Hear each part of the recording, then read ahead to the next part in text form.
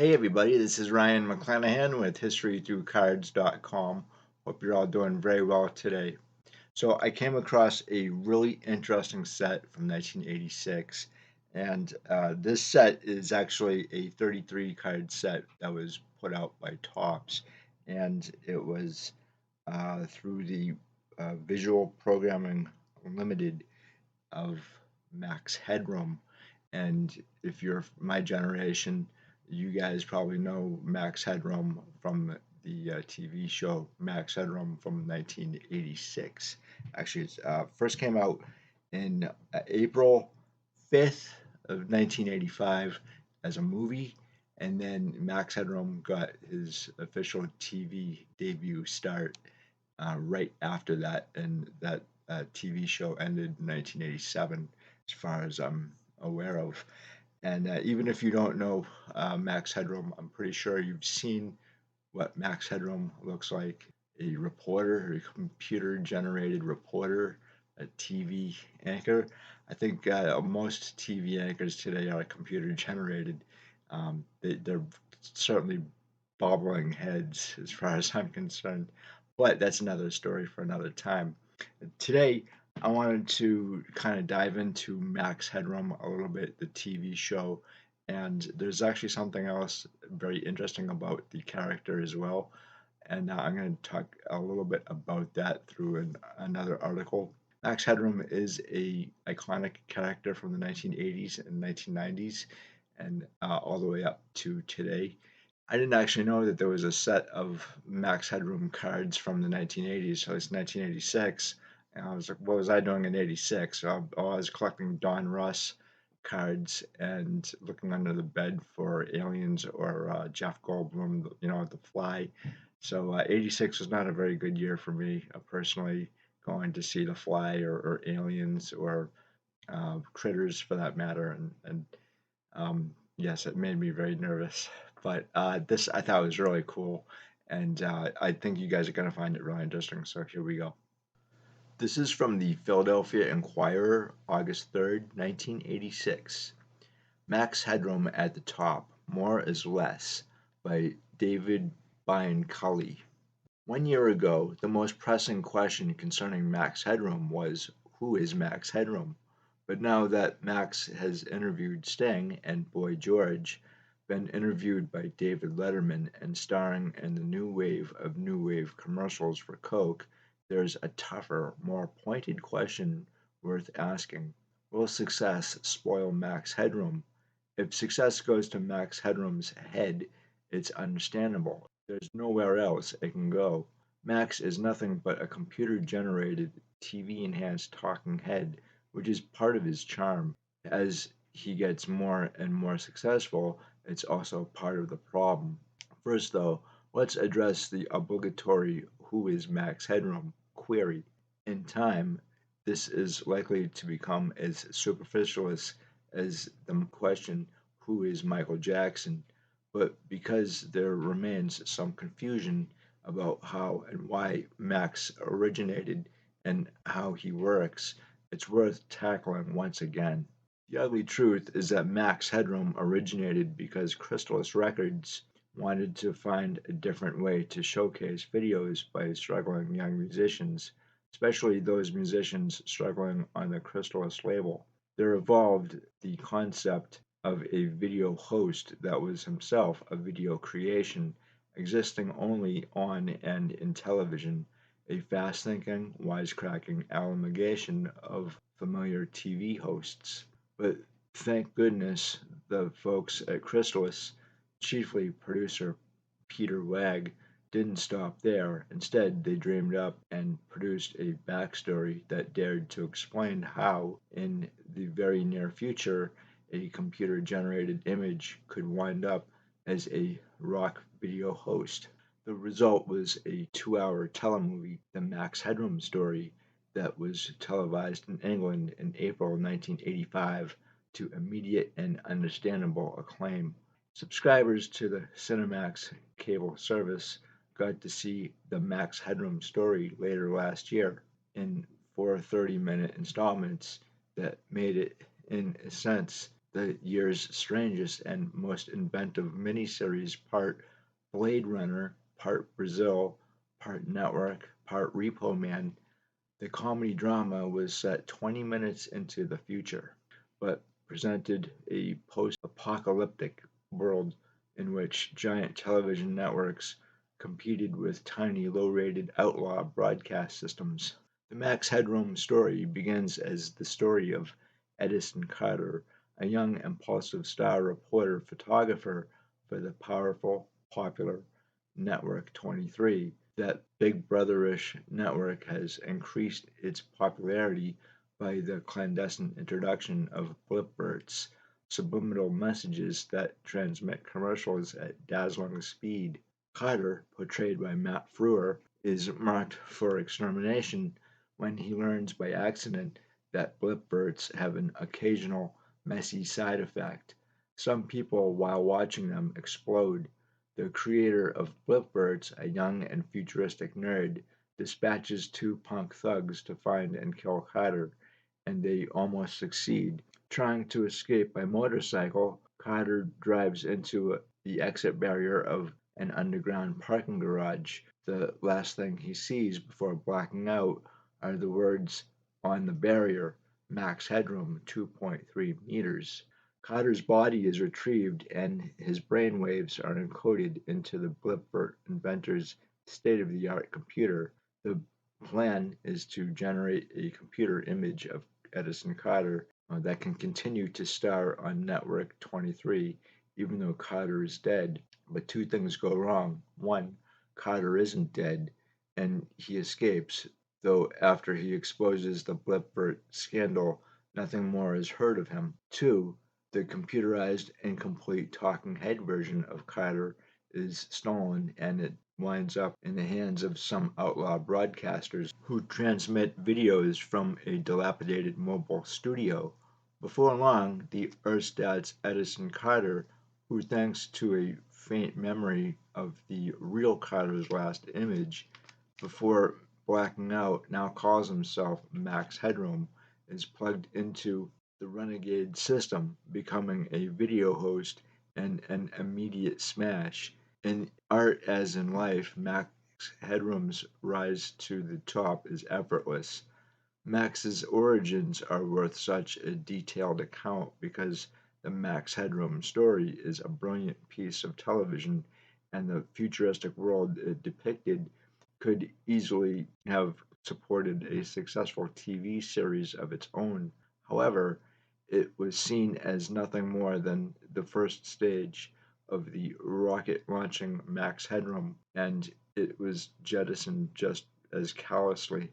The next step, also seen on Cinemax last year, were new 30-minute episodes of Max Headroom, in which the TV trapped host came back from the future, so to speak, to show pieces of videos, ramble about his favorite sport, golf, and interviewed rock stars from the present Sting, Roger Daltrey, Simon Le Bon, and there was no audience and the success of the brief interview segments depended largely upon the guest's sense of humor or lack thereof. Not all rock stars, it seems, want to talk about golf. Frewer, visiting Los Angeles recently, said he enjoys Sting's sense of humor. Normally, he comes over as a total icicle, but he revealed a very attractive side of himself, I thought, and took it easy on Le Bon.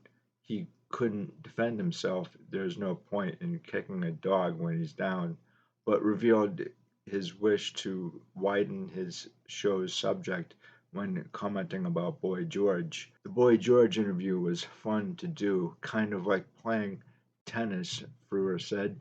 At least he's got an opinion, not like a lot of mindless rock stars. Not a lot of not like a lot of mindless rock stars. That series of programs made Max Headroom a cult figure, and a strange figure he is. Max's head looks like a furrowed field. His teeth have an unnaturally bright gleam. He speaks and moves like a stuck record needle, repeating things a few times. Get the idea? Before being able to advance, And for a man who loves golf, he has a serious handicap: no arms. Max Headroom is head and shoulders above any other TV interviewer, mainly because that's all he is: head and shoulders. Within a year, the cult has become a full fledged phenomenon. Both Coca Cola and Pepsi Cola wanted Max. Coke won. Max is the star of Paranormia, the new video by Art of Noise, which, not surprisingly, is signed to a subsidiary of Chrysalis Records. In England, he's the subject of two best-selling books, which will hit the States this fall, and the Max Headroom t-shirt reportedly outsells Madonna's. But wait, there's more. ABC has funded an one-hour Max Headroom pilot with an American slant, and this month, Cinemax inaugurates a new 10-episode bi-monthly series, The Max Headroom Show. It incorporates a live audience and expands Max's target area from pop music to pop culture. The first edition can be seen today at 4:30 p.m. and at various other times early this month. The problem, based on the first two episodes of Max's new series, is that it seems to be a victim of the law of diminishing returns. The Max Headroom show is inferior to his previous talk video series, which in turn was inferior to the Max Headroom story. Max Headroom has gotten bigger but not better. So the answer to the question, will success spoil Max Headroom, is sadly in some ways yes. It already has. For one thing, Max Headroom should not be working in front of a live audience. Brewer certainly is fast and funny enough to improvise. In fact, that's what makes his interviews work when they do work, but the audience detracts rather than contributes. Max, after all, is a disembodied creation and works best in a futuristic, or at least vaguely defined, environment. Saddling him with a studio audience doesn't help. Also, as a 32-year-old enthusiast of Max Headroom, I was a bit dismayed and depressed to find his studio audience composed most totally of goony looking kids with tiny pupils and tinier brains. Max talked to the audience on occasion, but the rapport was strained. He was speaking polysillabically and in English. Worse, though, is that to perform in front of an audience, Max can't be Max to the max. There's no change in Frewer's rigorous makeup sessions, which consume 4.5 hours and require him to be screwed into a fiberglass suit, have his teeth whitened, and have his hair covered by a molded mixture that he describes as having the consistency and attractiveness of a roast beef sandwich put through a blender. The post production TV effects, though, are something else again. The complex special effects that make Max Headroom so hypnotic, computer-generated background patterns, frame-grabbing delay effects, vocoder-enhanced vocal rhythms, must be toned down for him to interact live, whether it be with one guest or a room full of admirers. The difference must be obvious to the show's producers because much of the Max Headroom show ignores the guest and the audience. Even so, the show dies whenever the studio audience appears. Max, despite all that, is sure to live on. The Coke commercials, once seen only on MTV, are now in the commercial mainstream, and Max's stutter and swagger are bound to be the most imitated TV gimmicks. Since John Lovett's "Yeah, that's the ticket" on NBC's Saturday Night Live, but the writers and the producers of Max Headroom must protect their creation and be careful not to sell out while selling Coke. Max Headroom does not require an audience, a commercial campaign, or straight man to succeed. Just as Max Headroom is pure TV, so should be his relationship with viewers, one to one, with only the screen in between. That's the way Max talks to the kids in the Coke commercials, and the way he should continue to talk on the Max Headroom show. If that course is not corrected, success may indeed spoil Max Headroom, but it's not likely to spoil Frewer, 28, who has a great sense of humor and a refined sense of ambivalence. He is pleased, he says, of the Max Headroom character that there's a slow realization that it's not a computer, but he's equally pleased that the barrier of the makeup provides him with a degree of anonymity. There's no mistaking Frewer's voice, though, or his sense of humor. Witness the following exchange in response to a question about the cost of the show's special effects. Frewer: the new series is budgeted for $1 million for 10 episodes. In TV terms, that's nothing. Question: what does that make your salary then? Frewer: without missing a beat, next to nothing. This is from the Chicago Tribune, November 24th, 1987. A powerful video prankster could become Max Headroom by John Camper. An off-color skit starring a bare-bottom imitator of television character Max Headroom showed up on Chicago area TV screens Sunday night, evidently the work of a sophisticated video pirate with an unsophisticated sense of humor. Officials of the Federal Communications Commission were not amused as they searched Monday for clues to the identity of the pirate, who somehow managed to override the signals of two television stations in 2 hours. The bizarre 1.5 minute skit, which ended with Max pulling down his pants and getting paddled with a fly swatter, interrupted a WTTW Channel 11 broadcast of the British science fiction series Doctor Who at 11:10 p.m. 2 hours earlier, the Max character made an unauthorized 28-second appearance in the middle of a newscast on WGN Channel 9, but was zapped by an alert engineer before the imposter could do anything offensive. Television engineers speculated that the stations had been victimized by a practical joker with an extensive transmitter.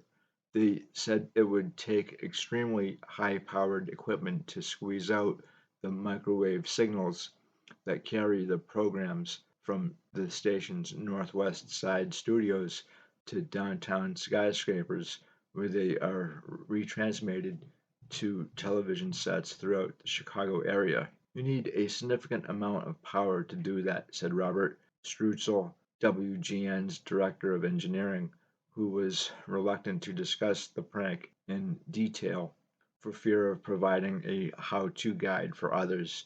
The interfering signal has to be quite strong.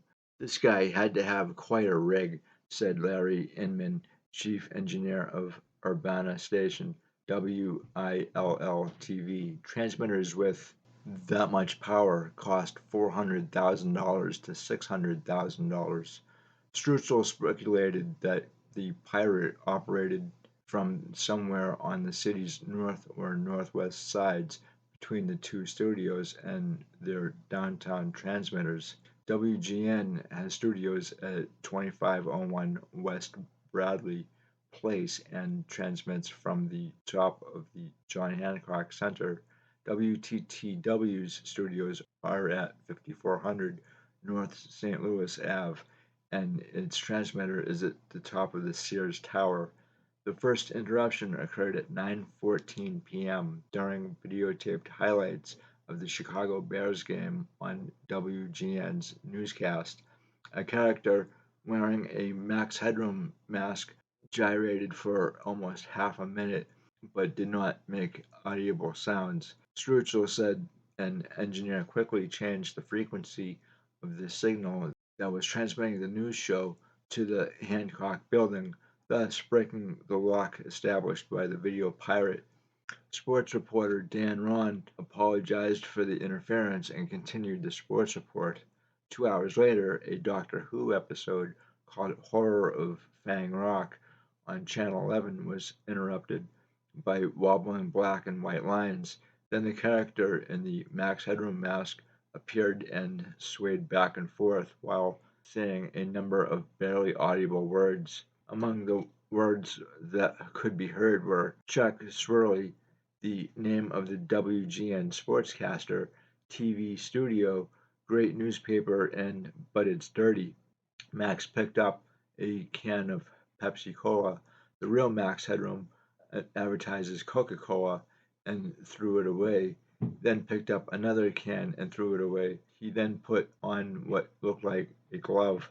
Max bent over, exposed his bare behind, and was paddled several times by a fly swatter that appeared to be wielded by a woman standing off camera. By the time our people began looking into what was going on, it was over, said Anders Jochum, vice president of corporate communications at Channel 11. Initially, we checked our internal video sources before thinking about something from the outside. We spent most of today figuring out what we can do to prevent this sort of thing in the future, and we believe we will be able to avoid it, he said. Channel 9 officials said they, too, were studying ways to improve security over the broadcast signal. The legitimate Max Headroom, a wisecracking, stuttering, computer generated character, originated on British television in 1985. His own American prime-time television show, carried on ABC, was canceled earlier this year. The original storyline for the Max character involved a futuristic world dominated by television where video piracy, such as what occurred Sunday night, was punishable by death. Video piracy in the United States carries a criminal penalty of up to $10,000 in fines and up to 1 year in prison, an FCC official said. We consider this a serious matter, said Maureen Parento, the FCC's deputy director for public affairs. She said she was unaware of any previous thefts of a TV station's signal. The most celebrated case of video piracy occurred in April of 1986 when a pirate calling himself Captain Midnight intercepted the satellite transmission of Home Box Office, a cable television programmer, and broadcast the message criticizing the company for scrambling its signals to prevent non subscribers from receiving it on privately owned satellite dishes. Captain Midnight was later identified as John R. McDougal, a satellite dish salesman from Ocala, Florida. He was fined $5,000 and sentenced to a year's probation. In October of 1985, an electronic bandit overpowered the signal of the popular Wally Phillips show on WGN AM radio and made sexually explicit comments. This was really funny. I was dying laughing about this. I didn't know about this when I was a kid, so this was actually really new. And when I did a little bit more research on it, I discovered that nobody has ever taken responsibility for that. And the statute of limitations ended 5 years after the incident. So somebody is out there who did this, and they've never come forward to say, "Yeah, that's been me." Anyway, I didn't know that there was a set as well that Topps did in 1986 of Max Headroom, and Max Headroom is still a very much an iconic figure from the 1980s, very much in pop culture today, which is why I wanted to cover it. And I think I'm actually going to be covering a little bit more pop culture, at least pop culture from the 1980s that I grew up in, because I think that the 1980s is a very cheesy decade, that there are certain things, music and clothing styles, and just the aura of what was going on in the 80s. That has been, well, it's been attempted to be repeated and without success. And every decade has its certain flair, if you will, and it defines what it is. And really, the last 2 decades has really been ill-defined, or if it's been defined, it's not good. It's definitely negative. Whereas I believe the '80s were quite a fun time. At least for me, it was because I was a kid in the 1980s. Now, the funny thing is that when you're a kid, you have a different perspective on TV or culture or movies or music or clothing styles. But then when you go and revisit those things again as an adult, they can be quite different. So I thought this would be really cool, and I'm actually going to try to pick up a few of these cards. They're actually stickers, and it's a 33 card set. Not terribly expensive. I think you can pick them up for like 30 bucks the entire set. Probably less than that actually. So guys, thank you so much. I really appreciate it. Let me know what you think about Max Headroom here. If you have any memories of watching the TV series at all, let me know. Or MTV. And I'm looking for cards of MTV, and the closest I've come up to is smash hits from the 1980s. So I'll be covering that as well at some point. Guys, thank you so much again. I really appreciate it, and I'll talk to you in another video. Thanks a lot.